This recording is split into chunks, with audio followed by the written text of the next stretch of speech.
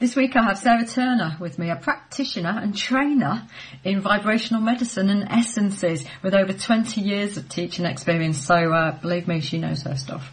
So hi Sara, thanks for joining me this week. Hi Debbie, thank you very much for inviting me. I'm really excited to be here. Me too, because only just recently I had a naturopath on who was talking about the Bach's flower remedies, and she really whetted my appetite. So when I saw you and I saw that, you know, you had this background in the essences, I just thought, woohoo, I can actually expand the audience's information about it even further, and mine. Yes, well, the essences, I think they are medicine of the future. But as we head into the future, obviously, I think they are going to come into their own in the next few years in a much more, people are going to start using them more and will understand them more, and they will become, the flowers will start to do what they've wanted to do for ages, which is help. I think it's absolutely lovely that you call them the medicine of the future. That's such a nice way of putting it. Yeah, well, when you look into it, they're very ancient medicine, very, very ancient. I mean, the first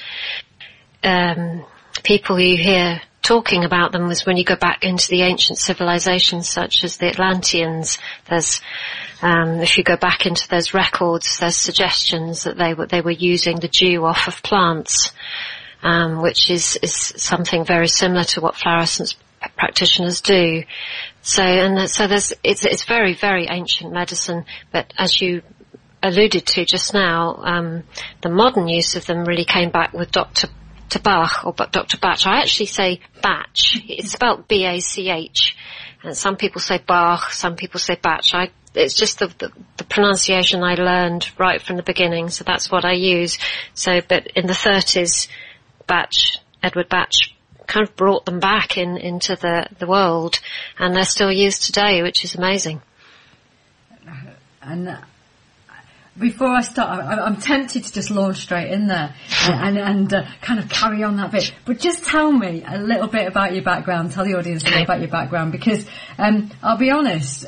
When I was at school, the careers officer never once said to me, "Did you fancy going into vibrational medicine?" So how did you choose that as a career? Yes, well, that's a good one. Well, it wasn't anything I thought about until quite a lot later in life.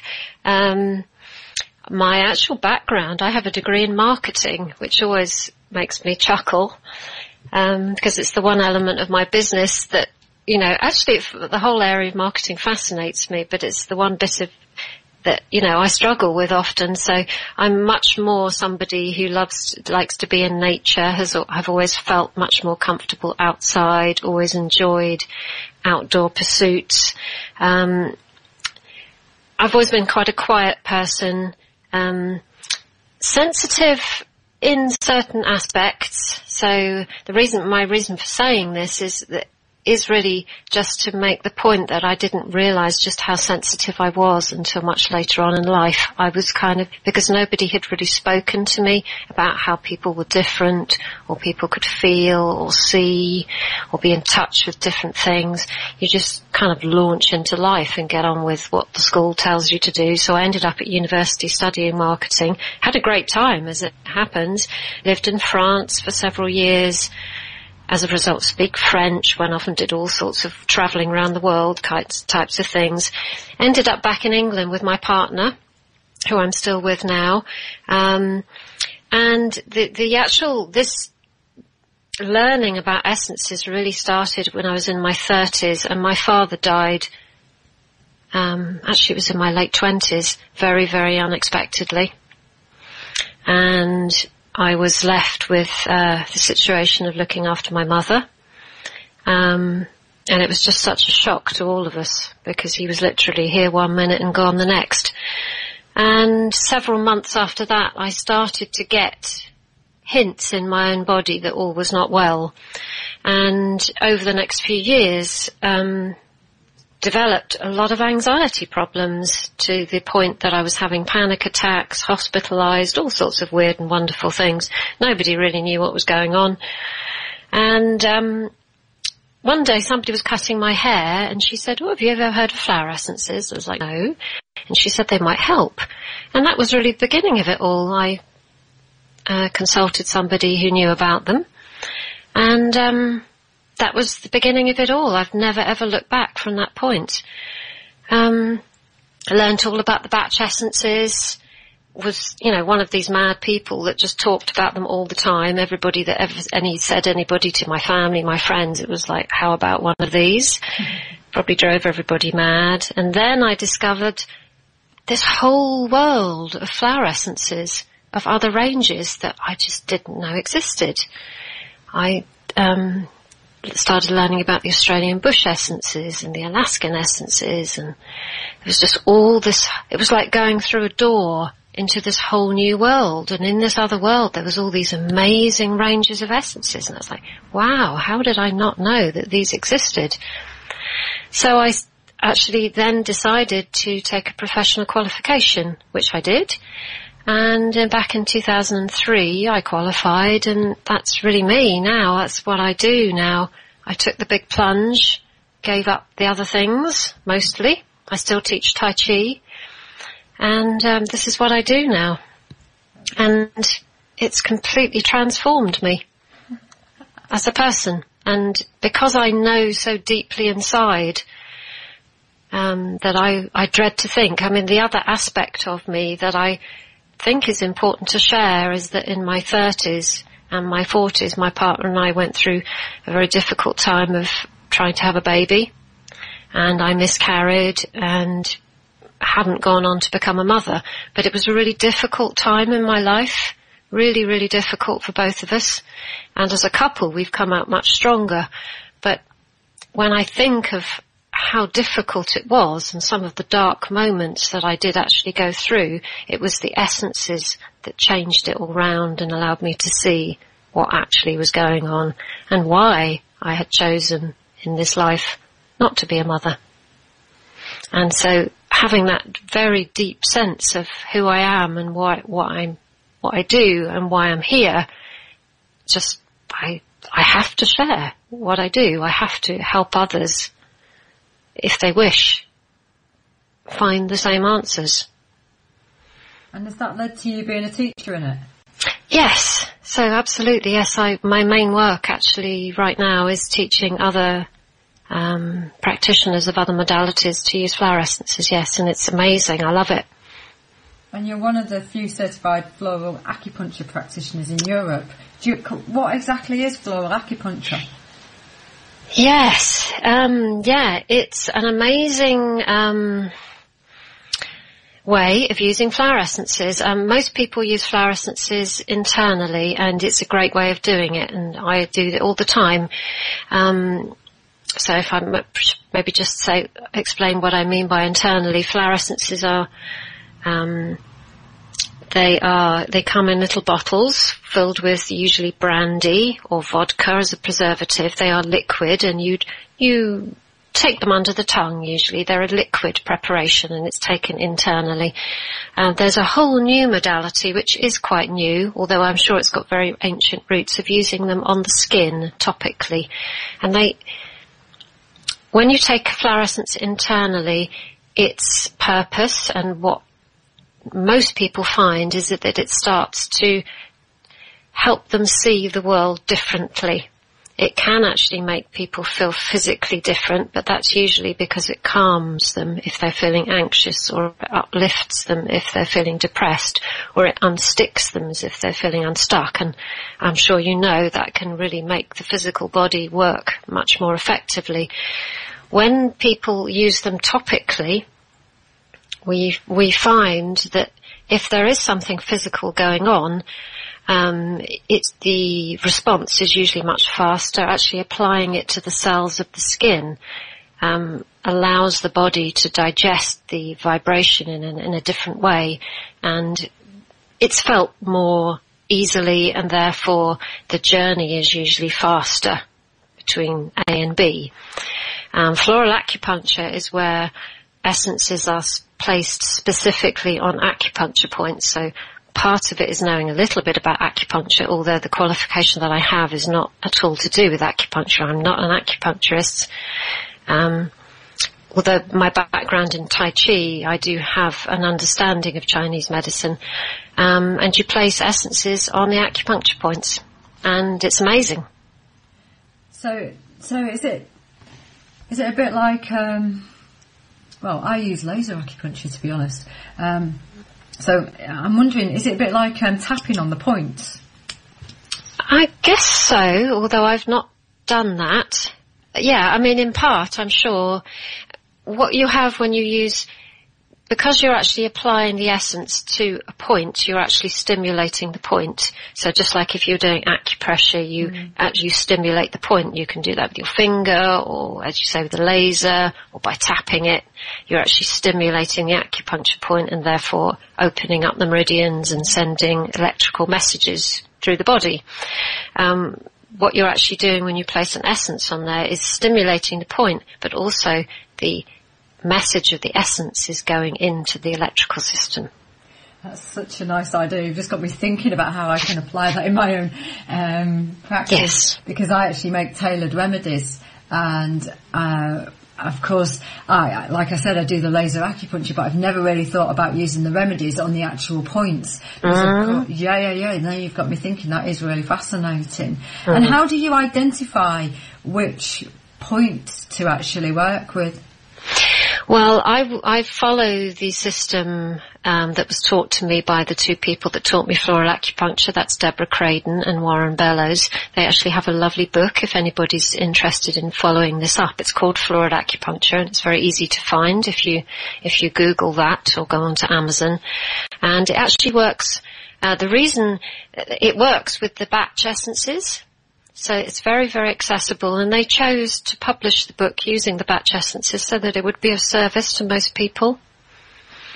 So if you know the batch essences or have access to them, and most people do nowadays because they can be found very easily in the shops, then, for example, it tells you, for example, cherry plum goes on the back of the neck onto the governing vessel, just literally at the top of the spine. It tells you which points.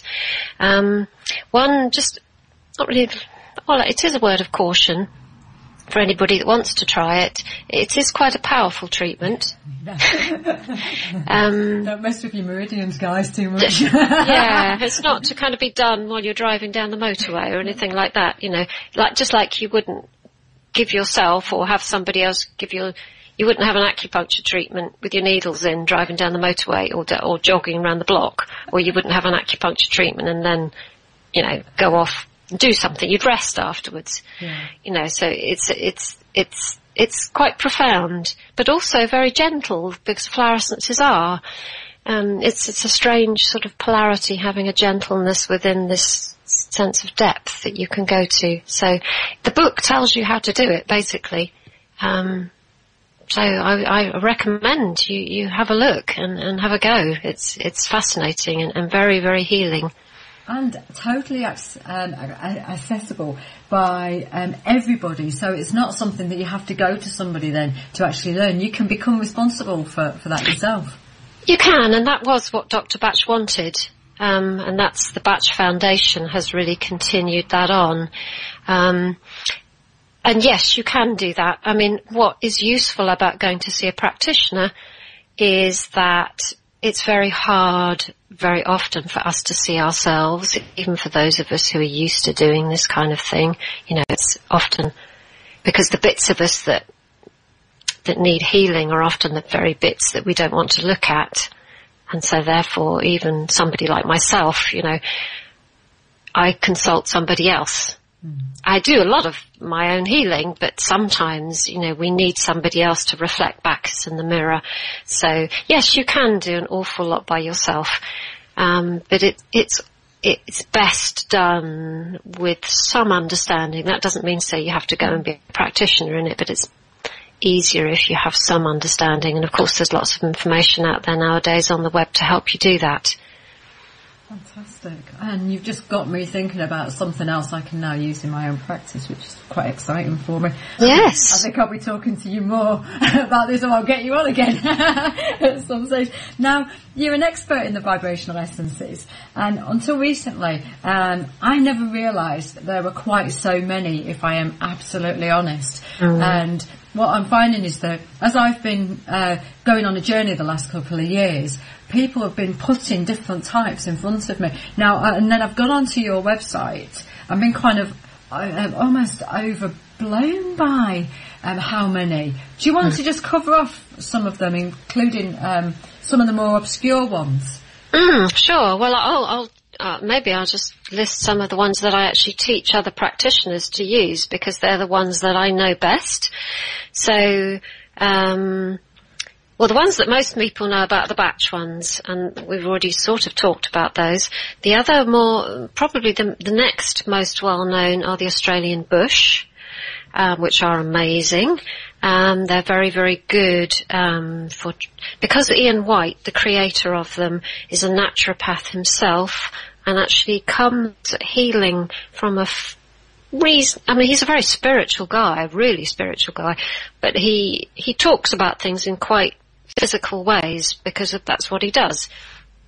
So the Australian bush essences are great for if people are kind of honing in through the more physical type symptom.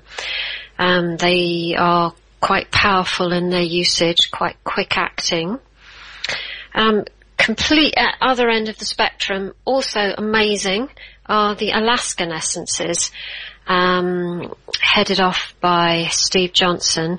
I'm sure, as everybody knows listening, Alaska is a very different country from Australia. So when you look at an essence range, its vibration is very much dictated. It's not really the right word, but the main vibration that comes through the essences comes from the land that the plants grow on. Yeah. So Australia is obviously a very sacred Aboriginal place of very deep connection to that kind of land and that kind of the beliefs that come through that culture. It's a very hot country. The flowers are huge there, and I mean huge. In Alaska, it's a very cold country, and the flowers that grow there have a very small window of about 4 to 6 weeks in the middle of the summer to do everything. So they're very different plants. Not always, but they're much smaller. They're usually more mute in colour. They're not as flamboyant. So they have they're also quite fast acting actually, because the flowers there have to flower very quickly, because otherwise they won't survive. They have to do their job quickly. So the Alaskans carry that vibration through. They're more, though, if you're treating the physical with the Australian bush, although we should say that flower essences don't treat the physical, they treat the emotions, but if you're coming at it more from that perspective, the Australian bush are great. Alaskan essences don't mention the physical at all. They don't really go into that. They're more of the soul journey. So if somebody's really looking at why they're here, what's happened to them, and trying to understand from a much more soul perspective, the Alaskans are wonderful for that. They're very supporting, very nourishing, very beautiful, very sensitive. So that's the Alaskans. There is a lovely range of essences called Spirit in Nature, which is a small range, and they are vibrational vitamins. So anybody that's interested in nutrition, they are all flowers from fruits and vegetables. And they're a lovely, lovely range, headed off by a lady called Leela Davey, who's a sweetheart. Her website is very accessible. There's lots of YouTube videos around what she does. Lovely, lovely range. Another range that's coming into my mind, which is very useful for everybody to know about, are the indigo essences, headed off by a lady called Anne Callahan, who's from Ireland. And they were created really for children, to start with, the indigo children. So all the kids that get labelled with the ADD, ADHD labels, also known as the indigo children. They were created for children, and they're a lovely, lovely range that do just that, and they've all got names that children would give them. There's one that comes to mind is for if you don't like doing your homework. There's a lovely essence called plurk, because that's the noise you make when you think, So, but they also work with the inner child. So adults use them as well.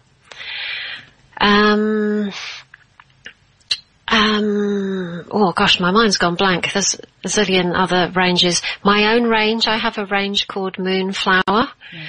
That was a complete surprise to me when that started happening, because I never really intended to have my own range. What's different about these essences than many of the others is that I make the flowers themselves in sunlight, which is the traditional method, but then I also add moonlight water to the essences. So they are very balanced in yang. So if the sunlight brings in very yang energy, the moonlight brings in a very different kind of energy. It's still reflected sunlight, but it's much more yin, much more cooling, stilling, more of a feminine nature. So they have the two polarities within them. Being a sensitive person myself, I find we're finding that they're quite useful for people who find some of the other ranges too strong, too in their face. So they're quite gentle. Now, but let me just clarify. You just said you make the flower in sunlight and moonlight. Can you just explain what you actually mean by that? Because even I don't really know how they're made. Okay. So, okay. Cool. Yeah, sure.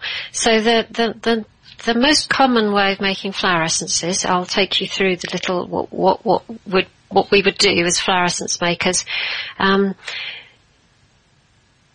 First of all, you need a day of complete sunlight, so it's actually quite difficult to do in this country, in the UK, because we don't have that many days of complete sunshine. So you need a day of total blue skies, and you also need a day when the flower is in full bloom. So assuming that the flower is willing to take part, and we would normally ask the flower if it wants to take part and listen very carefully to its answer. So assuming that you get a yes, the flowers there's different ways of doing it. So I'm explaining the one that Dr. Batch used. Mm-hmm. The flowers are taken from the plant and floated in a bowl of pure spring water in the sunlight, and it's left there for several hours. There's no real, it has to be this long or this time, although most people say morning sunlight is better. At which point, when it's ready, and you know when it's ready, you often see little bubbles starting in the water. The water changes. It just looks different at the end. You have to kind of be there to see it, but you can see the water has changed. It just has a different quality about it. The flowers are removed, and then that water, that is your essence. Now, obviously, if you don't put it with a preservative, it won't last. So they're usually preserved in brandy. So they're put in big bottles called mother tincture, 50% brandy with the essence. And then that is diluted down into different strengths, a little bit like homeopathy. It's not the same thing at all, but it's made into more diluted forms, which are easier for the body to digest. Very safe as well. So that's the sunlight method, and that's what most people use.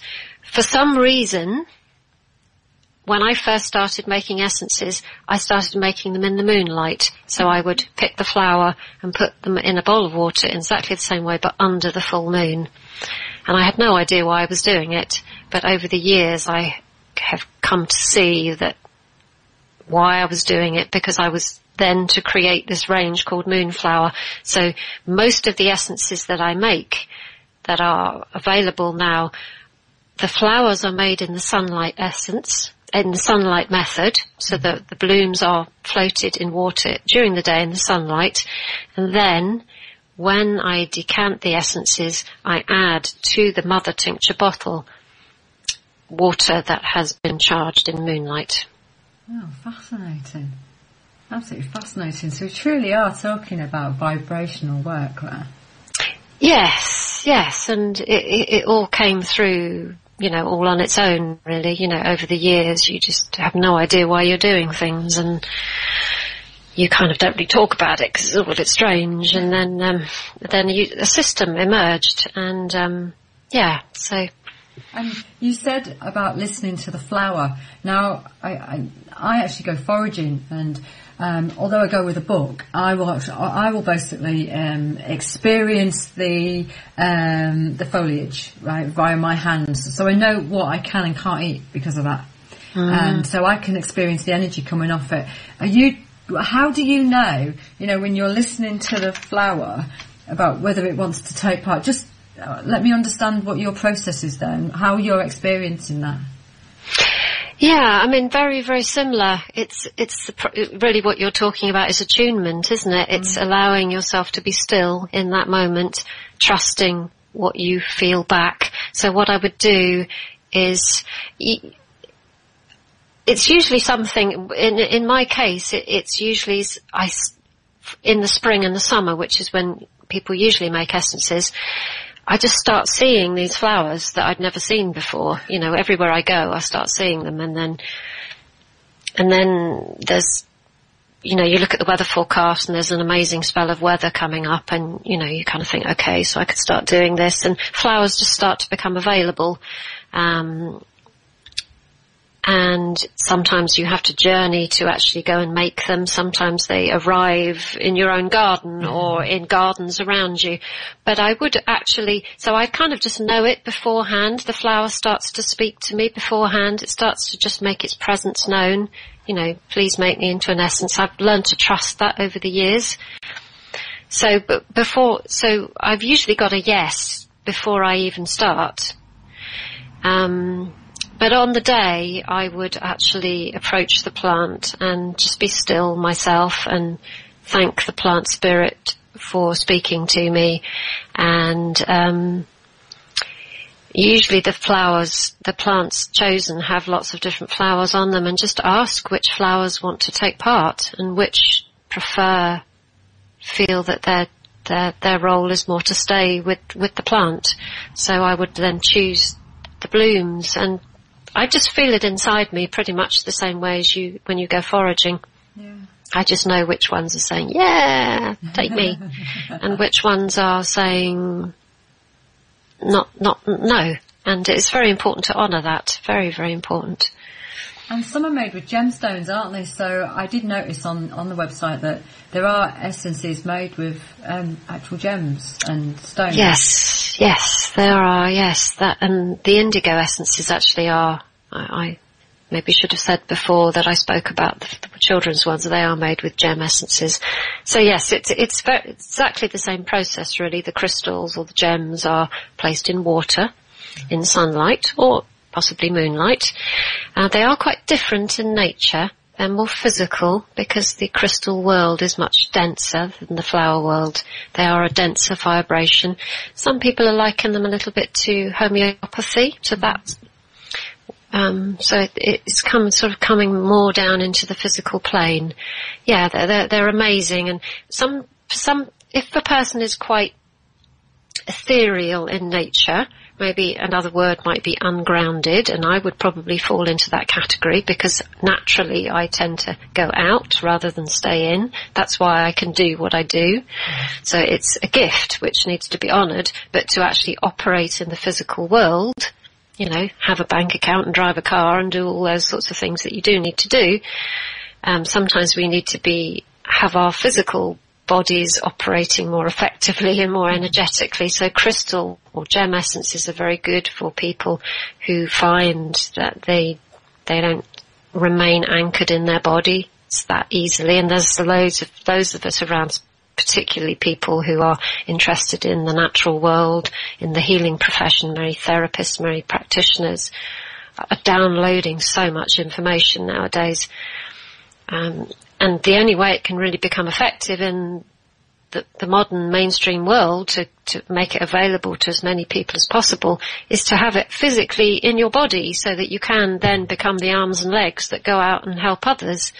So I hope that makes sense what I'm saying. So the gem essences often, they help us embody who we are.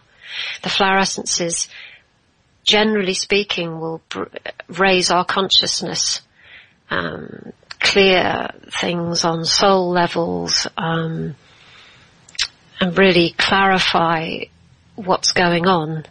gem essence tend to take that consciousness, that shift, and anchor it into the body, a little bit like scaffolding. You know, if there isn't great scaffolding in the body, isn't a good, strong structure, everything else will fall down.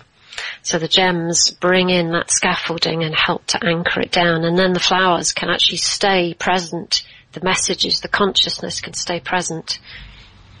Fascinating. Can you give me an understanding of some of the key essences you would use with some specific issues with people?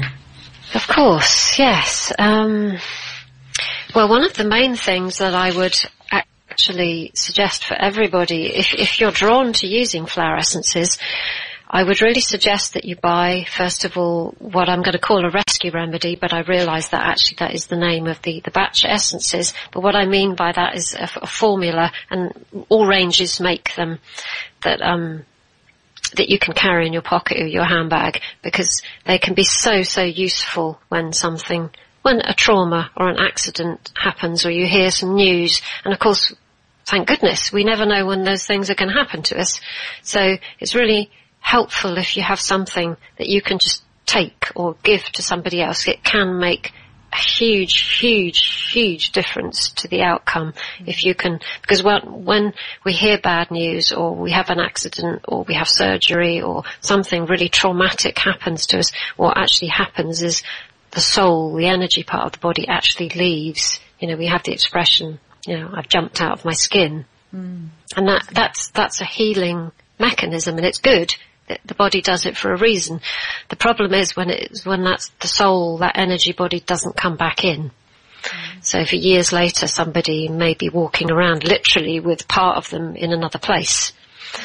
And although that may have benefited at the time, it's not, the physical body may have a lot of problems operating on a physical level if it's not all present.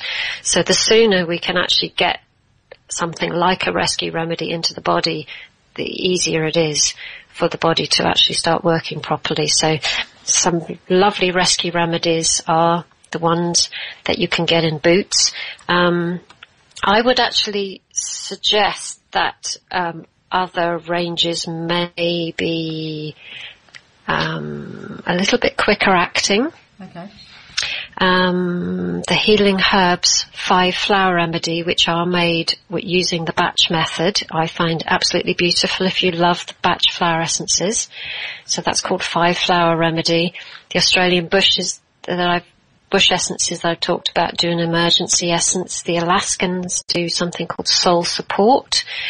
The Moonflower range, the one that comes through me, its rescue remedy, in inverted commas, is called White Rose Healing. So that is one combination that I would really recommend that everybody has. And how would you identify, so which one is better for yourself? So for instance, you've given us 4 different ones there. How would I know which one would be a good one for me to select? So which is the one that sparkles most to you? Okay, all right. And that's a good point, really, isn't it? Because it's what you're drawn to. Yeah. So just by listening today to the different descriptions of them, if one you don't really get one, you kind of think, well, I understand the words, but I don't really get that. You know, don't really understand what's being said. That's probably not the right one now. So it's the one that,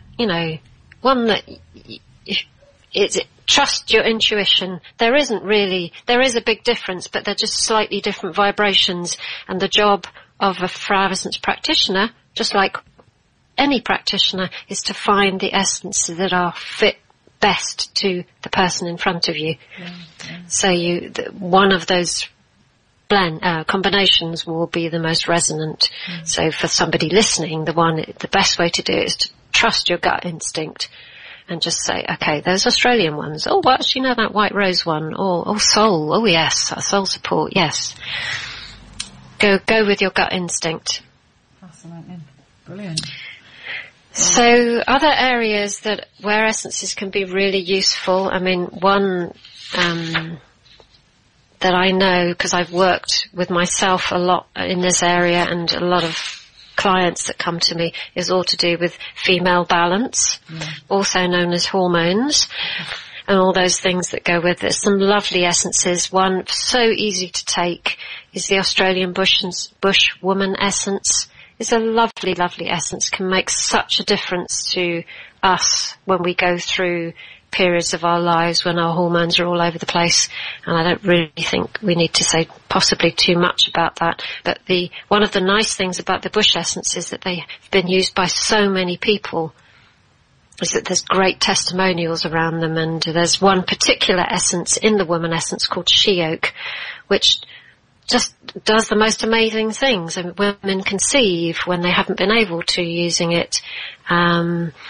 It helps with hot flushes during menopause. It helps balance menstruation in teenagers. It's just an amazing, amazing essence, and can really have true benefits all the way down to the physical. So that's one that is very easy to use. In the ones that I use myself, I have some moon combinations that actually follow the moon cycles. They've only been used for the last 6 months, but the testimonials that are coming through are really quite amazing of how they're shifting things for all different kinds of people. So again, working with that moon connection for women is often very healing for them. And there's an essence for each stage of the moon. There's 8 different ones. That's actually a fabulous thought. From a naturopathic point of view, for me, that's really quite exciting to hear that, because of course the body shifts itself continuously through the moon cycle, and as women we are particularly influenced by it.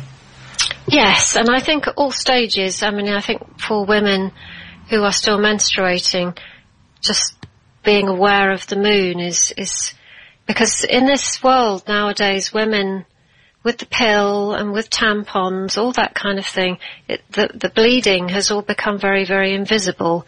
And it's like, I'm just going to keep going 24/7 and, show everybody that I can do this and I'll just be as good as everybody else. I think most women would get that in some way.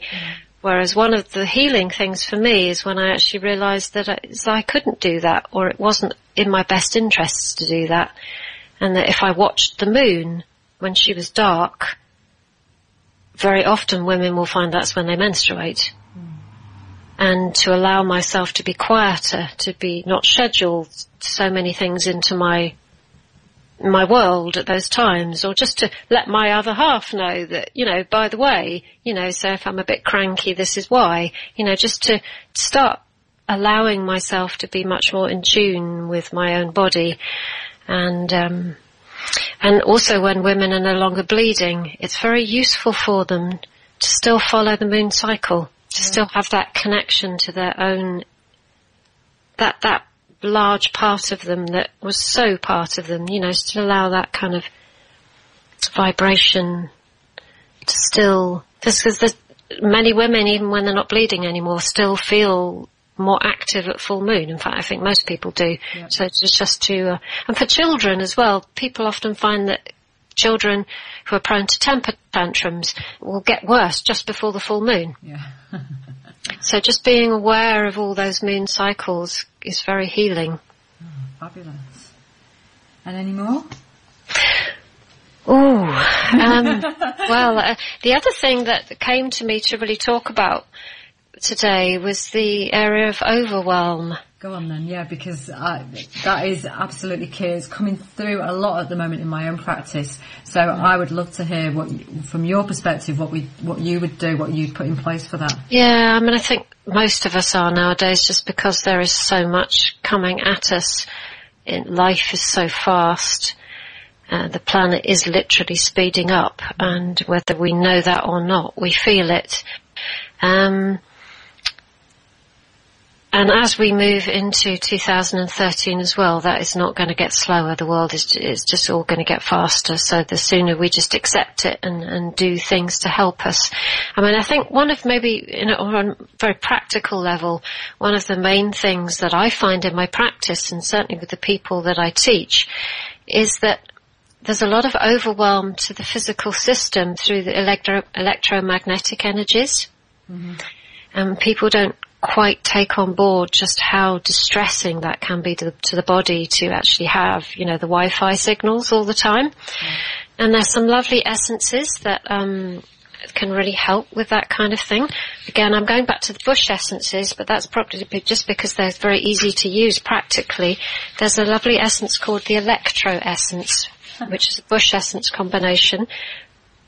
And let me just give you a little bit of research, which a lot of people don't know about, and it's not always easily accessible on the web. In 2002, the Green Cross in Switzerland used the electro essence with a group of children who were actually holidaying in Switzerland as a result of the Green Cross charity. And they were all children who'd been exposed to the Chernobyl disaster. And they had high levels of radiation in their body. And they were quite distressed children. They were physically challenged children. They had a lot of circulatory heart problems just because of the high levels of radiation, and a lot of anxiety, and everything was going really fast and out of tune in their bodies. And they gave these children, and it was actually a piece of research that was done and tested by outside sources, which is why it's so valuable. These children were given 4 drops of the electro essence twice a day for 2 weeks, and the radiation levels came down in their bodies by 43%. Phenomenal. Absolutely phenomenal. That's a flower essence. I think that has to be said. That is the kind of, if you get the right mix, it can really change everything. So for everybody, and that's all of us, who uses computers, mobile phones, all that kind of thing, the electro essence is a great essence to use periodically, just to allow the body to earth and cleanse out some of these vibrations that are quite difficult for the system to hold. Fantastic. And I know that Bush has got a number of pieces of research behind it, hasn't it? Unlike the others, to a certain extent. Yes, the she oak as well has had a lot of, the one I mentioned for the female balance has had a lot of, it's been used in Switzerland instead of HRT. Works just as well. Yeah, Switzerland are doing so much in regards to homeopathy, adding it to their National Health Service and stuff. They did a massive piece of research just recently, over a number of years, which has meant that they've brought homeopathy back in. It'd be interesting to know whether they've actually added flower essences in to that as well. Yes, there's certain countries that come forward, don't they, as pioneers. Yeah. There's just a couple of other essences that are kind of like saying, mention me, so I'll just mention them quickly. Overwhelm, elm, which is easy to remember because of the word overwhelm, is one of the batch essences. Is great for anybody who just has got so much going on, finding it really difficult. What shall I do? There's just quite scattered and ungrounded, and it really helps to just allow the person to literally come back into their bodies, feel calmer, and then start to say, okay, what comes first? What shall I do first? And the other essence that also would like to be mentioned is one of the moonflower essences, which again comes up all the time, is windflower, which is actually the same flower that's used in the homeopathic remedy pulsatilla. So it's actually quite a known person already. It's a very beautiful cup-shaped purple flower, and it's wonderful at grounding in a similar way to elm, but very helps us prioritize, stay calm, stay clear. The windflowers are very famous at standing upright in the wind, literally. So when the winds of life blow strongly, the windflower helps us to kind of stand in our integrity and stay true to who we are. And stopped us being blown around. So what you basically said is you can change your health by changing your vibration, and it doesn't have to be that difficult in many respects. And you have inspired me to learn far more about the essences and to bring them into my practice far more, particularly because of the floral acupuncture, which I didn't know and had never considered using them like that. So for me, thank you very much, because I think you've just set me off on a little journey of learning. But Sarah, tell my audience how they get in touch with you, your website information, contact details, and you run workshops and training, so please tell them. Okay, thank you. Well, there are 2 websites that people can go to if they want to find out more. If you're drawn to looking at the Moonflower Essences, there is a site called moonfloweressences.com where you can find out more about the essences and buy them in an online shop. You can see the sunlight and the moonlight essences and the moon combinations. That's also the place to go for consultations and to find out more. One thing I should say, and again, it's just coming into my head, so I'll say it very quickly, essences work beautifully with animals, and they are one of my biggest client bases, actually. Well, I used it with my dog. When I got my dog, this is 7 years ago I got my dog, she'd been burnt, she'd been shot at, she was scared of her own shadow, never mind anybody else, and she'd been starved and stuff. And I used to leave the rescue remedy. I didn't know a lot about them at that point because I wasn't trained. I used to put rescue remedy on her back and on her bed and things like this. And people said to me about how quickly she changed, and I put it down to the fact that I was doing that with her. Yeah, I mean, animals, like children, actually respond really quickly because they don't have this filter that says, that even I have, and I shouldn't have it, but I do because I'm a human, that says, I can't do that, it's flower essence. Even though I say and do everything I do and my whole world revolves around it, there's still a bit of me that goes, oh, well, I can't do that. I have a belief system as an adult human that resists. Animals don't do that. If it's going to work, it'll work immediately. And I mean pretty much immediately. Children is similar, although they can tap into their parents. What's going on around them can also influence them a lot. But so yes, I have a great affinity. I love to work with animals. So, and we have a cat in spirit now called Marvin, who lived with us until the grand age of 20, who taught me masses about flower essences through his own journey. And he has his own small range of essences called Marvin's Strong Heart range. And you can find them on the moonfloweressences.com site. They're very sweet, and they get great testimonials come through. I'm humbled daily by what I hear. So that's the sort of flower essence side of me. The training side of me goes through a site called essentiallyflowers.com. And that's where you can find out about the different trainings that I offer. Currently there is a diploma on offer, which is accredited by the British Flower and Essence Association, British Flower and Vibrational Essence Association. It's an insurable certificate for practitioners. And launching in 2013 as an introductory course as well, for people who just want to learn to use them for themselves. What's lovely about both of these courses is that they're mainly online. Well, in fact, the introductory one is totally online. The practitioner version does require a small level of attendance for accreditation purposes. Having said that, I do have students who are doing it outside of the UK who are not attending, and they're doing just great. Thank you very much. This has been the beautifully calming Sara Turner, who's a vibrational medicine practitioner. Thank you. And thank you, Debbie. This is Deborah Walker. This is Food for Thought. This is TNS Radio. Hello, hello, hello. And who's in the chat box? I've got Rich. Thank you very much, Rich. Sending me lots of bits and pieces for us on cell phones. So you've obviously been doing quite a bit of reading about that. And Rich has been feeling the new energies coming through. How wonderful is that? And is Alan around? Let's see. Who else is in there? Duck Dodgers. Apparently I'm delicious, Debs. Thank you very much, Ducks. I appreciate that. And Alan is around. He is indeed, posting stacks and stacks of stuff for us. So get in the chat box, everybody, and say hello to everybody. Because, I love to hear from you all. I love to talk to you all, don't I? Let's face it. So did you enjoy Sara Turner? Wasn't she absolutely lovely and so calming for this time? I think I've really spoiled you just lately. What with having Tom Evans on last week.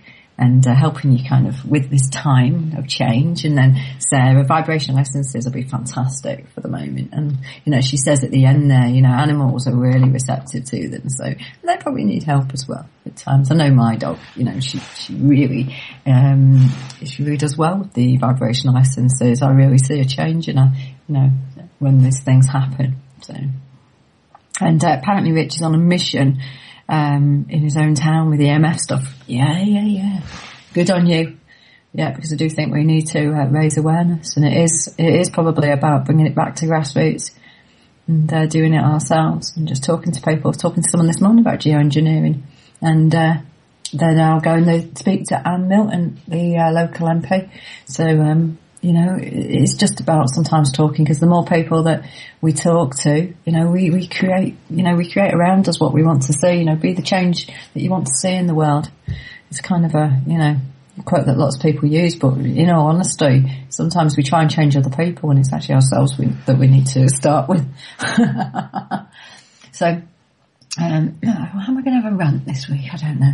So, let me see. The more and more practitioners like myself are finding that we can't advertise what we actually do. We can tell people what we do, so I can tell people that I'm a naturopath, for instance, but I'm not allowed to actually say the conditions that I work with and what I can actually help with anymore. So, it's becoming harder and harder due to the Health Claims Act and the EU regulations and the advertising. So it is starting to kind of constrict us more and more. So what you'll find is that it's harder and harder to find practitioners under specific conditions. So, for instance, if you're looking for IBS, you're not going to, people like myself now are not allowed to actually say that we help with IBS because it's a medical condition. I'm not allowed to say that I have any benefit. So, it's something that you need to take on board this, and it's also affecting testimonials as well. So my clients, and I'm getting quite upset about it, if I'm honest, because my clients will give me testimonials. It's the referral system like that is very much done by people saying the benefit that they've had from working with someone like myself, and in effect that's being constricted more and more. So if I put a testimonial on my website, for instance, it's actually considered a health claim, and I'm advertising a health claim, and therefore I'm not really allowed to, and so are other practitioners. And I just really want people to be aware of this, that if you do go onto like a practitioner website and you see that all they're doing is advertising themselves as a herbalist or as a homeopath, then, and they don't say that there's any benefits behind it, that's not because they haven't been successful, it's because they're not allowed to tell you anymore. Okay. So, the ASAR, which is the Advertising Standards Agency, they are stopping health claims, and not just across supplements, but across the board in general. So it is affecting people like ourselves. And, and this kind of for me links up with the fact that the testimonials really are about my clients saying the benefits that they have had and how it has truly affected them, the interaction that they've had with me. And that is an experience that they have had. And I've talked about this before, that scientists and lots of these communities, corporate communities and organisations are ignoring your experience over what they consider to be factual evidence. And I clearly say what they consider to be factual evidence, because it doesn't seem to matter anymore about your experience in all of this. It's actually about what they have written down and what they have either proven in the way that they've chosen to prove it. This is overriding you and myself as an individual and how we truly actually work, which still isn't really understood that well.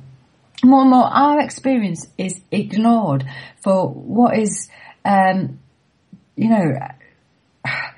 it's just ignored for something that somebody else has defined, that this is meant to be the experience that you're having, and therefore anything outside of this that we've scientifically proven or said that you will have isn't actually your experience anymore. Unless it's told to us by an expert that we're giving, that we're giving everything away to, we're giving our power away to, then basically it doesn't exist.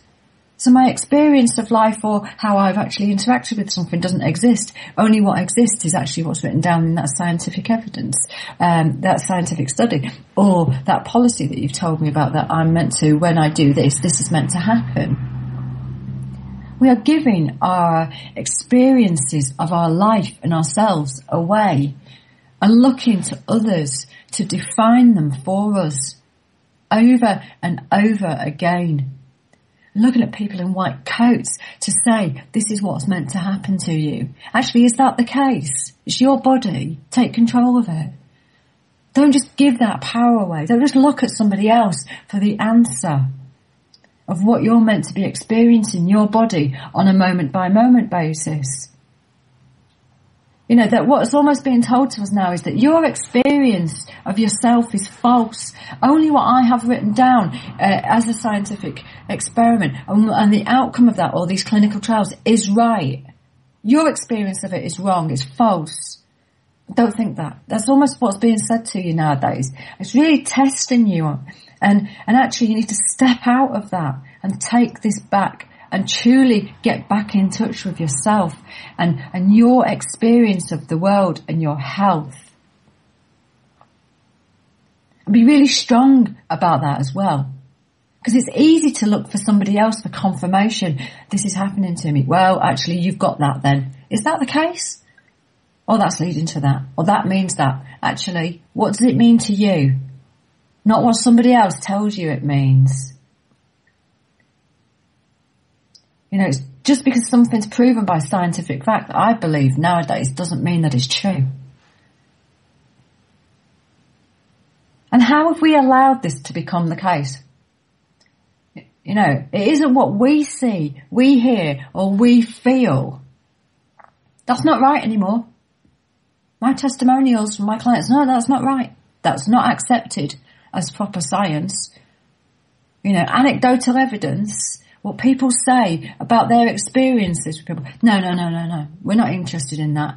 Actually, it has to be proven in a laboratory, in this way, via the way that we have decided you can prove things. The fact that we're all individual, we're not machines, doesn't seem to matter anymore. It's my perception of what is going on that is now important. Our beliefs play a massive role in our health and how we create it. And therefore, if our beliefs are playing a massive role in our health, their beliefs, when they're doing scientific evidence and when they're trying to prove things in a specific way, and then they're telling you, you know, what they consider to be right, their beliefs have also influenced things, influenced that reality. They've had intention behind it, much the same as you've had intention behind it. I think science has forgotten it's about open-minded inquiry nowadays. You know, that is what it used to be about. Curiosity. Yeah, the whole curiosity of what does that truly mean? Where is that taking me? Actually, because of the sponsorship, it's defined where it's going to take it in most cases because the intention has already been set by the funding behind it. They've almost become dogmatic. It's like religion in some respects. It's, people who bang on about their religion being absolutely right, and therefore that what's in that book is the way they have to live. People who rule, you know, it's become dogmatic. Rules almost to live by. Actually, loads of science is still theoretical. You know, it's become dogmatic about what is right and what is wrong. It's a bit like the schooling system. You see children now, they're not allowed to be curious, they're not allowed to really be exploratory outside of what is now right and wrong. You know, pursuing specific information which supports what their corporate sponsor wants them to is what it's about. And that creates intention. That creates their belief. It then creates that reality behind that scientific research.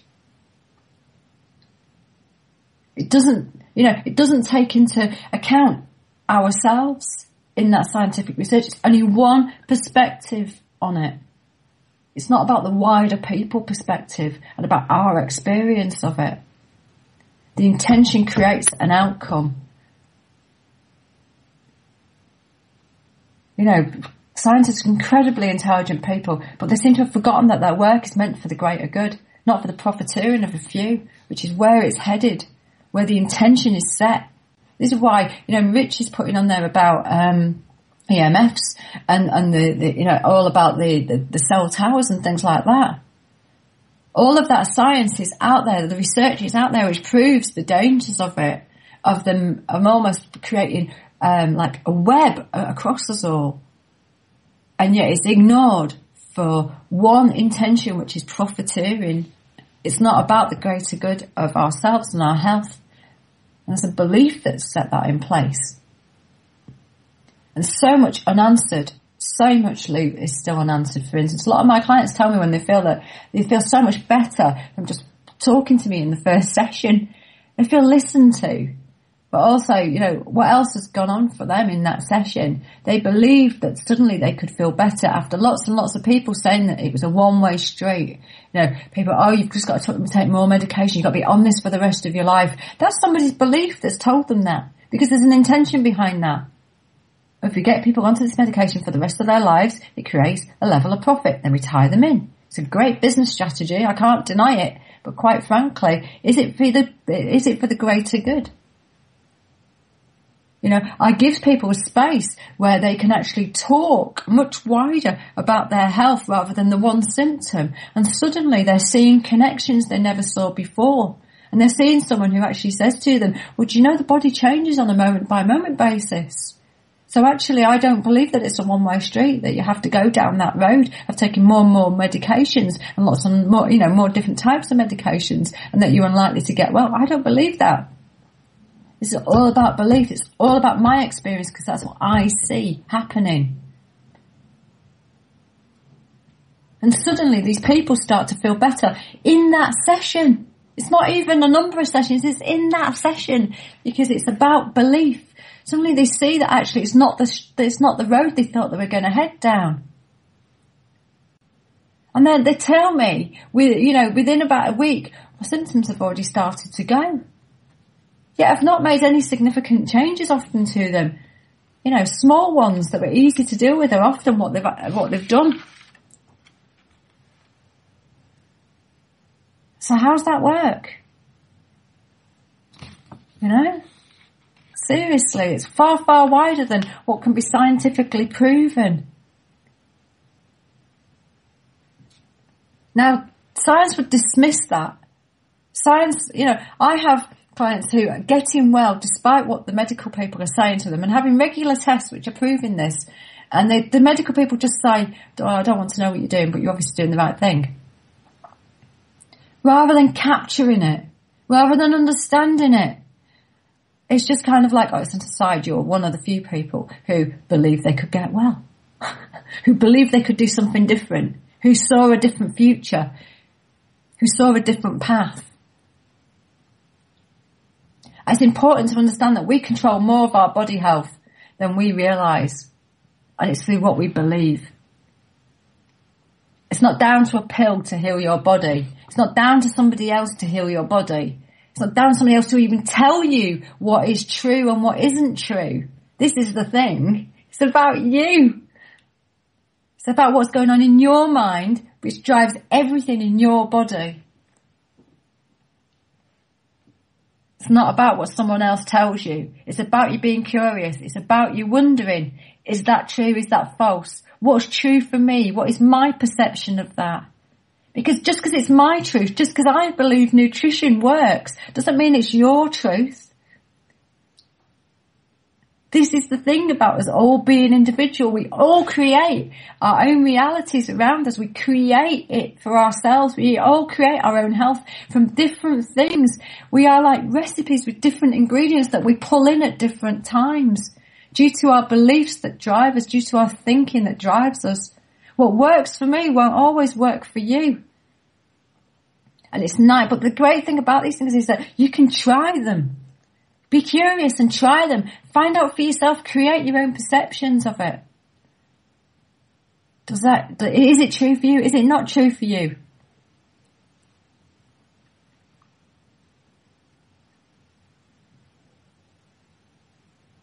So what people are saying, let's just have a quick look. global soup of electrical negativity. That's so true, isn't it?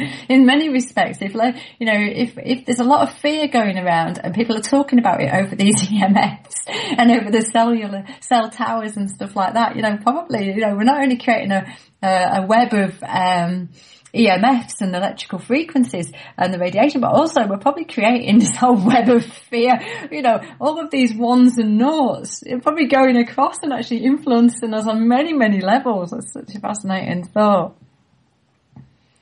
So, let's see. So bitching Bob, you allow them to explore themselves on all levels. They can then activate their repairs. You are the vehicle.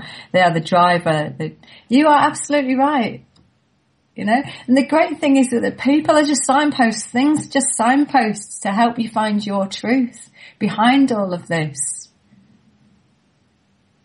It's down to you and what's going on in your mind and how you interpret it. I believe 90% of health is in the mind. Some of my clients really struggle to grasp this. They want the test to prove that they're ill. They'll go searching for masses of information. I've got some of the most informed clients on illness ever. And they'll say, do you know this illness? I've got this. I tick all the boxes for this. I've got this illness and I tick all the boxes for this. And I say to them, I used to have a dog chart, basically, a dog health chart. And I used to go right down and it used to say, has your dog done this? Yeah. Has it done this? No. Yeah. No. And I'd follow this hierarchy down. And basically, no matter which way I went, even if there was nothing wrong with my dog, basically, it used to say at the bottom of it, the dog's going to die, get it to the vet. I've been a right state about it. And in fact, there was probably nothing. I just leave my dog to look after herself, to be honest. I give her a few herbs. She chooses them herself. She knows. My dog's going to live to about 300 from what I can work out. And that's because of what goes on in her mind. She's really quite settled, my dog. You learn a lot from a lurcher, in all honesty, and how chilled they are all the time and how they just don't seem to worry about what's going on. 90%, I believe, is in the mind. Everything we do is in our mind. We're creating it. We create the construct around us. The more you look and try and prove that you are something, the more that you focus on it, the more you are likely to get all the tick boxes towards the end route of, like my dog book. You need to go to the vet. You can get all the tests in the world. I can do tests and my clients can almost make themselves ill on the test. It's mostly in the mind.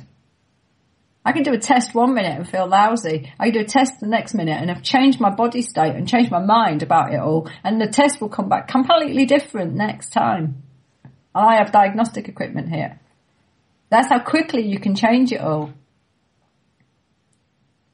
And I've got clients who make themselves iller and iller and iller because of what doctors have said to them. It's a one-way street. When you've got this illness, this is the only way you can go. You are likely to get worse and worse and worse. Only by proving it to themselves. You have to have the experience.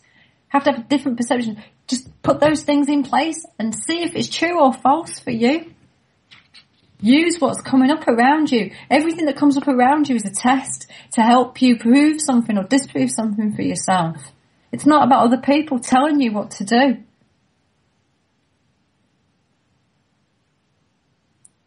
If you don't have the mindset that you'll get better, no amount of pills or potions or remedies are going to change things for you.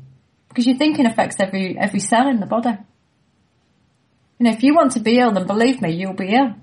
If you want to reduce the energy in your body, then there's no easier way to do it than just worrying yourself into an early grave. Worry is a killer of the energy, of the body. Yeah, where there is this worry, it's mostly in the mind.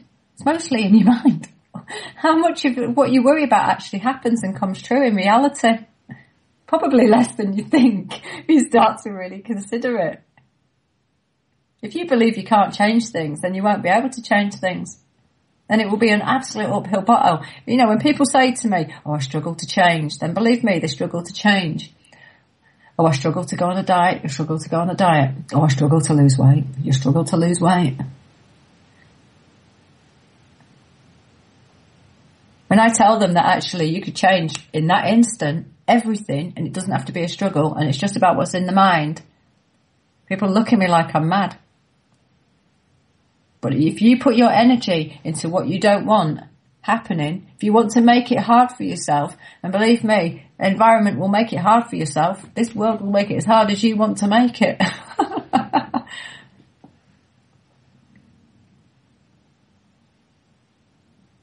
Now Rich is saying he's sick of trying to say this to his family. Yeah. But you can only change yourself. The thing is, when we push stuff out to other people, often, they will kick against it. They will try and fight against it and prevent it from happening to themselves, because it's not about them. You have to show them through experience. You have to have the experience yourself, and then that creates kind of a ripple effect. It is about you. It's never about anybody else in this world. You've only got yourself. Your family, we often, I work with a few clients who are absolutely shattered all the time. They're shattered because they're constantly trying to change everything around them and everybody around them. So the energy is faced outwards, and it's a drain for them, a huge, huge drain. And yet if they brought it back to themselves and you bring it back in and hold it for yourself and just look at what you want of yourself, then what I find sometimes is those people either don't seem to bother you anymore. They start to change because they see the change in you.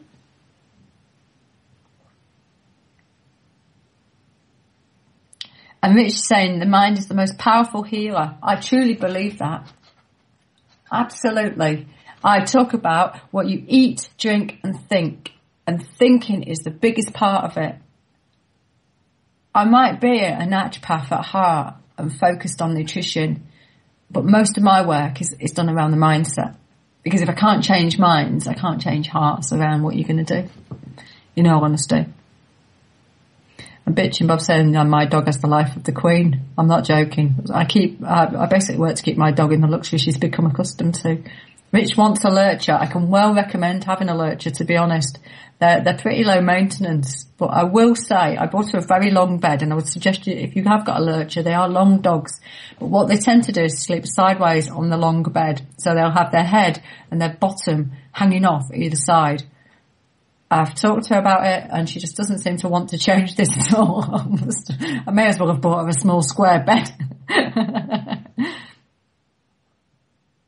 Yeah, and Nick's saying, often get my dog looking with what seems to be wonder at why we make things so complicated. And this is the thing, isn't it? We do make things complicated. And often, I see scientific research come out, and I read a lot of scientific research. I go back to the original documents. I look at the way they set things up, all the double blind tests and da-da-da-da-da. And actually, it's really, really complicated for what it often is a simple answer. And that we already have. That we already know. We actually know so much of what science then goes on to prove. I'm absolutely fascinated. Recently I read a scientific document on the fact that a piece of research showed that your fizzy drinks caused obesity. I'm sorry, but I almost swear over that one. No, Sherlock. I could have proven that myself. You just have to go onto the estate and have a look at what people are drinking. Lots of money out there being spent in ways that actually, where we truly know internally. And this is what I'm saying, we hand it all out often. We hand our experiences away. We're allowing them to take our experience of ourselves away. And actually it's about bringing it back. Who are we? Actually, we are individuals. The medical people have industrialized a way of being for health. It's like the agribusiness have done the same thing. It's a one-stop shop. And it basically has industrialized it so that it makes it quick and simple. But it's not about the individual. It's not about our growth. It's not about us personally or our personal health. And interesting that it's only for one intention, and that's all about finances and money. So it's either about how much it costs or creating it. It's not about quality of nutrition. It's not about quality of true health care. It's not about quality of true health, which would give a vibrancy and performance. God, can you imagine if we actually really looked after our health and they truly gave us great health, where our economies truly could be, and what we could be really creating in this world would be incredibly powerful. In fact, it would be scarily powerful. We'd be amazing beings, absolutely amazing.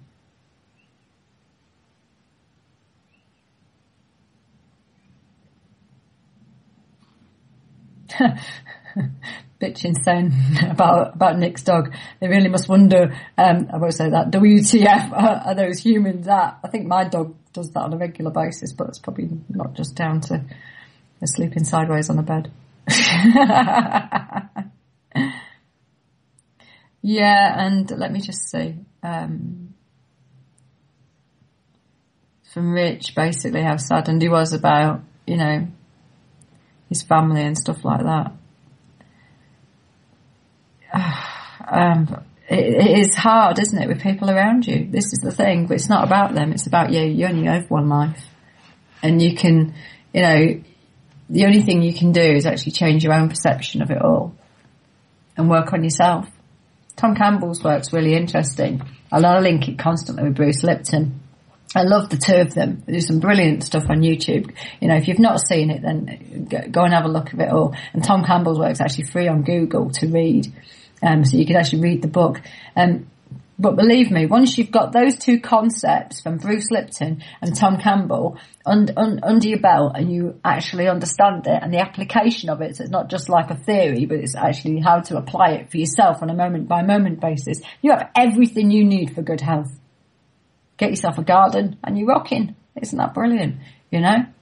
But this is all you need to know, and that's all mind work. It's not about the nutrition so much. It's not about the fluids. It's about what goes on in the mind.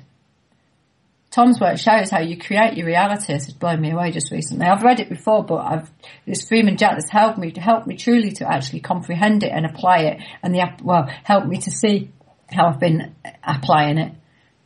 You know, he talks about the probability about, you know, what happens and how high it is from what we think consciously and unconsciously. We are so, so powerful at creating what we want around us.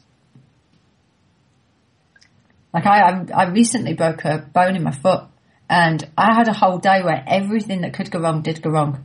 So within 24 hours, I basically had no boilers, I had no heating, I chipped a bone in my foot, and on the same day, the plumbing had backed up where I lived. And all in 24 hours, and it was all gone in 24 hours as well. And the day before, I'd been sitting down thinking I could really just do with a day off. Lo and behold, I got a day off. And previously I'd broken a bone in my foot a few years ago, and only about a week previously I'd been saying I could just do with a break. So believe me, language matters when you're putting it out there. It's truly powerful stuff. You know, what you think, which includes your fears, it creates your reality. And, you know, when you think about it, consider what you're thinking on a moment by moment basis. You know, most of it is down to yourself. It's only a small proportion that's down to the collective. So what you're surrounding yourself with influences your thoughts. What you're worrying about influences your thoughts. What you're thinking about on a moment by moment basis influences your thoughts. It influences everything going forward. It influences what you are creating. It's driving your actions, which then create your future health in your body. What you eat, drink, and think matters on a moment by moment basis. I cannot say it enough. And this is the experience of life. This is the experience of your body. So we experience it, and don't hand it away and say, am I meant to be experiencing this? Can you tell me that? You've got a white coat on. You've got a name in front of you, which is different than mine. You've done more study than me. You're more qualified than I am. Does this mean I'm meant to be having this experience? Am I meant to have this? Actually, bring it back to you and empower yourself and ask yourself that question. You have everything you need inside of you. It's just about surrounding yourself with the right people who can then guide you, who can inform you. And then you say, is this false for me or is this true for me? And this is where you become curious and you test and you enjoy learning from life about what works for you and what doesn't work for you. And it's not about somebody's done a scientific piece of study which then says that you must feel like this when you do this. That's programming you to experience things in the way that someone with another intention has basically wanted you to experience it. Bring it back to what you intend to have in your life, what you intend to create with your body, and therefore going forward into your future. Your body's the only vehicle that will take you there. Let's see what else goes on in this. Let's go. What else? Does everybody else want to lurcher? You're not having mine. She's lovely. Okay. Yeah, Rich is saying about the drama and depressing words they come up with daily when they work in a shop. Well, this is it. People are negative all the time because they're not working in locations where they want to work. They're not doing things that they want to do. Not being true and honest to themselves. I've been there. I can't say I haven't been. I've experienced that myself. You know, when you do something and you're drained and you think, oh, is this what life's meant to be? Is this what work's meant to be? No. It means that you're not in the right thing and you're not being true to yourself. And, you know, sometimes you've got to find a way out of that. And then you may not just be able to walk away from something and go, actually, this isn't for me, but, you know, I have got to pay the bills and all this business. Actually, what do I want to do instead? And start focusing on that future. Start focusing on the reality that you actually want to create for yourself. Because that will drive your energy. That will drive your mind to focus on something different rather than the complaining and the negativity in the shop or wherever it is what you are in the work that you are, the drain. Because those people are drained because they're not happy. So they're not resonating, they're not vibrant, they're not energized. They're just desperate to do the job and then go home. Who can blame them? You know, so much of our work now is set up so that we're automans or, you know, automated. I think Bob says, you know, man as machine. That's all it's meant to be about. You're meant to turn up, do your job and go home. And in the meantime, if you're feeling a bit depressed about it, we'll medicate you so that actually you can continue doing that god-awful, boring job that doesn't feed your soul, doesn't feed your heart, doesn't fill your body, doesn't give you energy, doesn't give you passion and drive for this life. Cool, blimey, guys. Yeah, if work feels like slavery, you're in trouble. Absolutely. It shouldn't feel like you're enslaved to it. Honestly. And I listen closely, talking about language there, I listen closely to the language of those people around me and those clients that I see. And I listen to those who tell me that it's hard for them to change, to take on board the advice. Those clients I know will find it hard. They're going to find it hard for themselves to make those alterations. If they're telling me it's hard, then believe me, it's going to be hard. If people are only seeing the negative in what they actually are doing or having happen to them, then believe me, that's what's going to continue happening.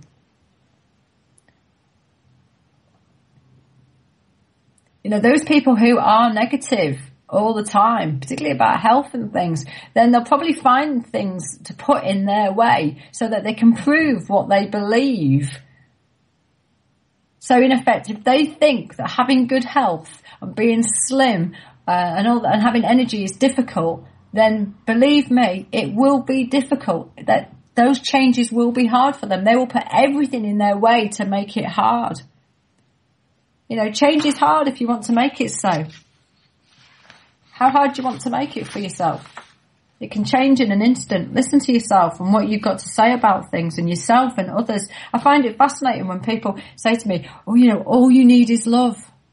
That's great. Why is so much negative stuff happening to you? Why actually are you basically, you know, why is your life falling apart in another area? Obviously, it's not all about love for you. You know, what else is going on? There's other patterns going on there. There's other beliefs, unconscious fears and stuff running and programming. It happens in all of us. That's why we can't always hand it out to other people. And, you know, we have all these guides and information and support out there. It's great. But don't just follow one person. Don't just follow one route. See if it's false or true for yourself. See how it makes you feel. See what the experience it gives you in your life. And don't just cling on to that way of being. Well, they've said that, so that must be right. I see this a lot with raw foodists because I work predominantly lots of my clients are raw foodists, and lots of them will hold on to that despite the fact it's not making them well, in a way which one particular person may have said, this is the way you have to be raw. I'll say, what's the experience of that for you? Well, it's not working. I feel awful on it. So why are you carrying on? Well, they've said that this works. That works for them. So it's not just medical people. It happens in every single arena. And often we hold on to it. Oh, this is what's become my belief. Are you feeling good because of it? That's the question. Is it giving you energy? Is it giving you passion and drive for life? Does it excite you? Do you spring out of bed in the morning thinking, God, I cannot wait to get on with today. This is bloody marvellous. Or are you thinking, oh God, listen to what people say around you. Are you surrounding yourself with the right people? But more importantly, what are you saying about things yourself? What are you unconsciously saying? How are you reacting to things? Because when we are using those negative language, it matters. It shows you your fears, often unconsciously. Your reactions when they're off the cuff are often your fears and reactions that that are unconscious, that are driving your behaviour. They affect every cell in your body. Every single cell on a moment by moment basis will be affected by that thinking, because it drives your actions. That's exciting though. How exciting is that? Because fundamentally you can change everything. So who are you surrounding yourself with? Because it matters. It totally matters. What you're listening to, what you're taking part in, what you actually agreeing to. When people say to me, well, I have to do this because... Really? I love playing devil's advocate. Do you really have to do that? Oh yeah, I've got to. It's part of, it's part of something I have to do because it's part of my duty. Does it make you feel good? Well, no. So how's that making you feel overall? Does people enjoy that moment? Probably not. How negative is that? You experience this world through every cell of your body. Every single cell. You don't just experience it through what you see or what you hear or, what you're interpreting or what you feel. Actually, you feel it through every single cell. And you've got about 70 trillion, depending on which book you read. And so 10 million of your cells die every second and then are recreated. Well, not recreated, they're created. And they're created on what you eat, drink and think. That moment by moment basis creates your cells. So your thinking absolutely matters. Your experience you have in this world absolutely matters. In 12 months' time, what do you want your body and your health to be like? Because in 12 months' time, 70% of your body won't be the same body you have now. It can be evolved. It will be evolved. When people tell me they find it hard to change, I'm like, well, you might do on a conscious level, but quite frankly, your body's doing it unconsciously just at that moment and that moment and that moment and that moment and that moment. It's busy doing it without you. It's busy changing. It would have a great time doing it if you just let it. It's doing it on what you drink, what you think. Everything is building those cells for your future. What do you want that future to be? What do you want to experience? Because that's happening, and that happens despite what other people can tell you. When people tell me it's a one-way street with health, I'm like, why is that the case? Oh, it's terminal. Really?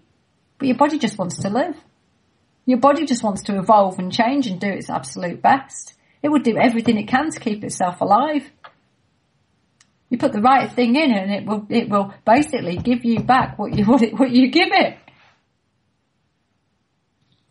Your experience of this life and the life you create around you matters because it has a fundamental impact on your body. Your body is the one vehicle that you live your life through, your physical life through. What a beautiful cycle it is. That whole creation, that moment you fed your body and you had thinking was actually creating what could be a beautiful body in the future.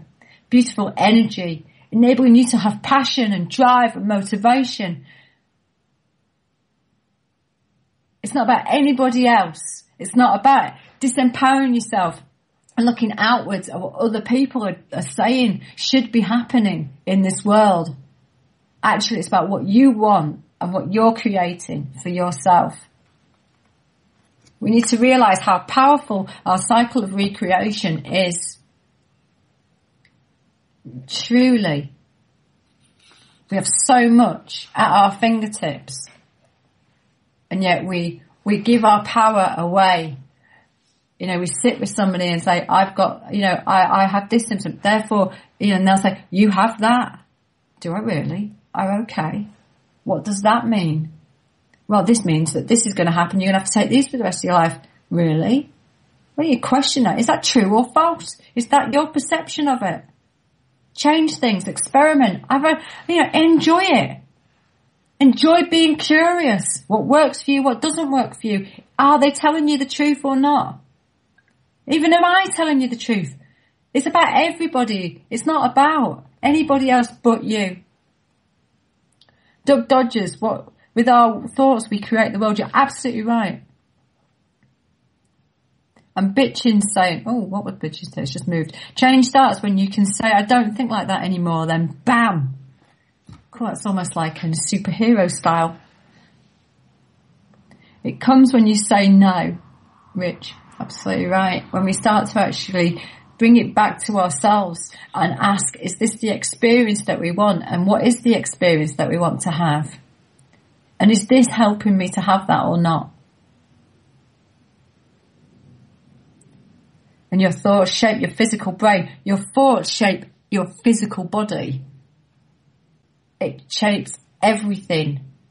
Because Bruce Lipton's work shows that fundamentally your at a cellular level that you have potentially in the membrane is where where your thinking actually happens.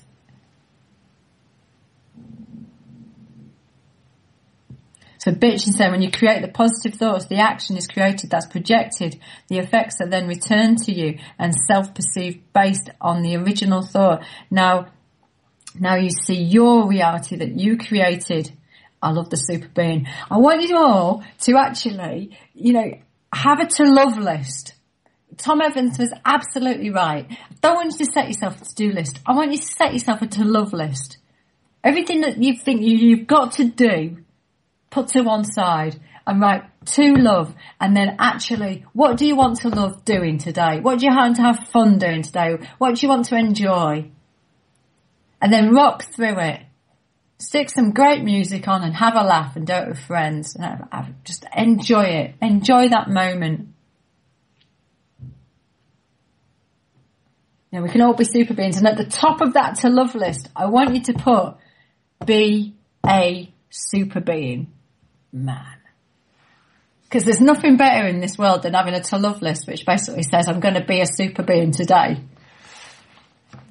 Just please don't get yourself arrested going out with your pants on outside your trousers. Oh, you can imagine you guys. Honestly, have some fun with it. So it's your experiences that matter and how you then take that experience and respond. Let's get back to ourselves and what is actually important here. Experiments, it's been shown by scientists, are affected by who is in that room and the intention of those carrying out the experiment. It makes a bloody mockery of the clinical trials in many respects. Don't tell me that works. Experience it for yourself. When you're living your life on a moment by moment basis and you're creating it with intention behind what you're doing, it will change everything. But that's what other people are doing. When they're telling you to take things and to do things and that you're going to experience this, they have an intention behind it. And it's down to you to actually say, is this true or false for me? What is the experience that I get from it? Michelle Murray, who I had on, was it the week before? No, I think she came on the week before. She made a lovely point, which was, what are we leaving behind with every person and everything we do? If you imagine you're leaving a watermark on everyone that you meet and everything you do, are you leaving one that enhances their life or not? You should feel that through your whole body. It should be your experience. If you are living with the passion and drive and motivation, then blimey, can you imagine the influence, the watermark you're likely to leave on other people? You know, she said to me that on air, basically, about the fact that whenever she kind of thinks, she starts to feel like she wants to dance. Now, I dance quite a lot. So in effect, she just says, all right, I know when you've had a really good effect on me because I want to dance. People should want to dance with you. They should want to, you know, be alongside you, helping you create the energy. How much fun would that be? How life enhancing would that be? I keep imagining that what we do is cause ripple effects. I imagine that if I were to interact with you, everything I do now, it's all about, you know, almost being like for me it'd be a chocolate ripple rather than a raspberry ripple. I have this like raspberry ripple through you. Hey. I want you to feel that ripple effect. My intention is behind it, is to empower you to understand that you should not be giving your power away to anybody else, including me. That you have everything you need.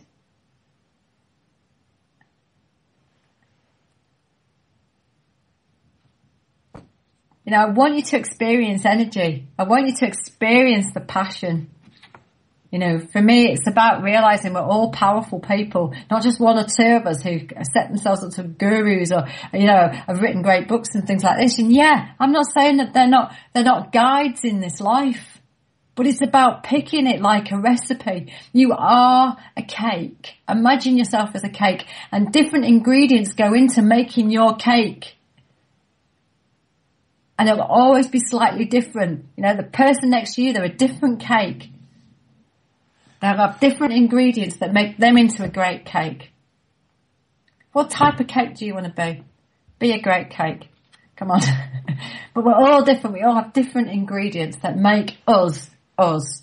And it's not about someone telling me that to make a Debbie Walker, actually, what you need is these set of ingredients and this makes the perfect Debbie Walker. Actually, that's just not the case. It's about being curious in this life. Because different things will make you into the person that you need to be at different times. And some of it you will have to let go and and leave behind. And others you'll embrace. And you'll think, why did I never look at that previously? It's about your experience through this life. You don't need experts or science to give you good health. Just the belief that you have the knowledge and wisdom to do it for yourselves and get the right people around you for the support and guidance. It's your fabulous journey. It's about having a map. But it's not about the fact that, I'm on this map and I have to live this map completely and this is the journey. Go off, explore. All of that exploration, that travel, that journey will give you what your life is meant to be. It's not about the end point. So you need to look at what you think about all day, what you're eating and what you're drinking. Eat, drink and think. The whole thing gives you that, helps to give you that experience. We aren't meant to be sick. We're not meant to be ill. We're not meant to be fatigued. We're not meant to be worn out. We're not meant to be falling apart, as most people tell me. I'm falling apart. It's like the normal thing that people say to me. Oh my God, you'll take forever with me. I'm falling apart. They're the people that often I sort out the quickest. Because at the end of the day, suddenly they say, I don't have to be falling apart. Well, you won't be using gaffer tape with me. Not this time. We're meant to live with the energy and drive. We're meant to have a brilliant life. We're meant to be creating positive, amazing ripples with each other that keep us all going, that keep driving us in a direction where we're just like blown away by each other. We aren't meant to have a domino effect where people are almost just bowling each other over and that's it. Once you're over, you're over. So people can't get back up again. You're meant to interact so that we're powerful and we have life enhancing experiences with each other. So let me come back to this advertising and stopping testimonials by the EU health claims. So what? I think now's the time to be rippling our power in a way that shows them that laws mean little when people have passion to change and we understand that we have control over ourselves, over our health and our own lives, and that we don't need other people to tell us about what we're going to experience in our life. Are they going to stop us from talking to someone else about how someone like me or another practitioner has helped you on your journey? How can they truly do that when we use our ripple effect? When we use this as we should be doing? Do you believe in their system or do you believe in ours? And ours is about experience. Ours is about true, bringing it, the true individual, bringing it back to ourselves. Because then we can work collectively.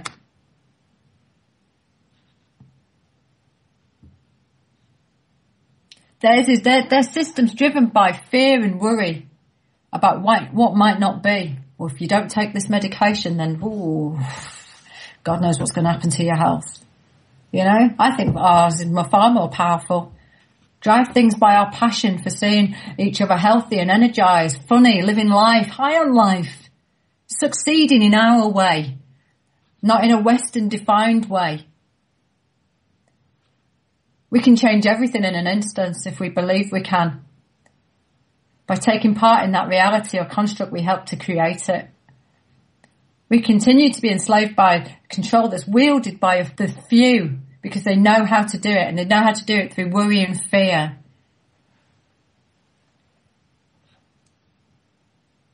Just go inside and ask yourself, what would make you laugh and sing? What should you be putting on your to-love list today? What would give you energy? What would make you into a vibrant being? What food do you need to eat? What do you need to drink? How do you need to interact with people? That experience will give you health that no scientifically studied medication or anything else will ever give you. Even I can't give you that. Only you can give you that yourself, that through the experiences that you have, through you questioning, through you being curious, through you testing, is this true or false for me? What gives me the life that I want? What gives me the reality that I want to create? Time to take control, guys. But it's about being disciplined about what you eat, drink and think. I learn more every single day from people around me because I surround myself with the right people. It's about experiencing this in the way that you want to, not from what other people tell you and how they think that you should be experiencing it. You know, there's sources out there. TNS is an amazing source. It's got an astonishingly knowledgeable resource base of people and hosts. They blow me away continuously. They have an amazing passion for what they do. And there's loads of information out there which you can draw on. And lots of it's totally free. It's given free. And in particular, TNS is given free. People have a passion here. And there's nothing to gain from these people, you know, from in regards to what, you know, financially, there's no gain for me from doing this and for the other hosts. We do it because we love it. And that's what's great about something like TNS. You know, we're prepared to give out the information so that you can then go and empower yourself by deciding for yourself, is that right or wrong for me? What is the experience that I want from this? Our sharing empowers you in ways to go out and then create that ripple effect, which I truly hope you do go and do. So if you were to consider how to create a watermark that people talk about, you know, due to how passionate you are about life, how curious you are about life, how you've worked out for yourself how to move through this life and journey through it in a really interesting way, you know, then what would that look like for you today? If you were to create positive ripples around those, with those around you, what does that mean you're being today? And what would you be doing? What are you actually doing to help do that? Spontaneous healing is shown over and over again, and it's called, more often than not, a miracle. But that is the true power we hold, the ability to change things in an instant. Our body evolves and changes unconsciously, and it does it on a moment by moment basis, and it does it without us thinking about it. That is an amazing, amazing thing to happen. So can you imagine if we become more disciplined about what we think, about what truly can happen? You can change your state in an instance, and that can be a game changer for everything, absolutely everything, everything around you, the people, and the things that you're doing. Let's rock 2013, guys, and let's make it a game changer. Right, let's see if Shazise is in the house. So we see, I'll have a quick look. Is Shazise in the house? He's in the house. Hey, man. We have our very own Tesla, I have to say. And I can't believe that Shazise is still basically having to use TNS as a forum, because quite frankly, I reckon it's only a matter of time before Shazise is able to just teleport himself straight into your living room and talk to you. And, well, you know, if anyone's heard his energy, then quite frankly, whether your living room will still be standing after it, it's a bit like the start of, I can't remember the rock show in the 80s, on Channel 4. It's gone right out of my head where it used to blow everything up. But, that's a little bit of Shazise. That's a lot of Shazise, let's face it. And, yeah, he's on next. And he's rather fantastic, even if I do say so myself. So guys, it's been great to speak to you all. And I do want you to have a game-changing 2013, because quite frankly, we deserve it. And have passion, have some drive, have a great Christmas, won't you all? And I love what I do. I truly love what I do. And, you know, I hope that you've enjoyed listening to me for the last few months. And I'll speak to you soon. And I've got no idea what we're going to play next. But I better tell Nick that we're going to put some music on for you.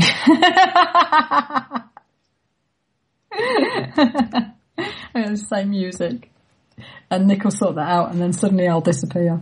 And thank you, bitchin', that's lovely. And Rich, so bye guys. The Tube. Yeah, I was thinking YouTube, but it's the Tube, isn't it?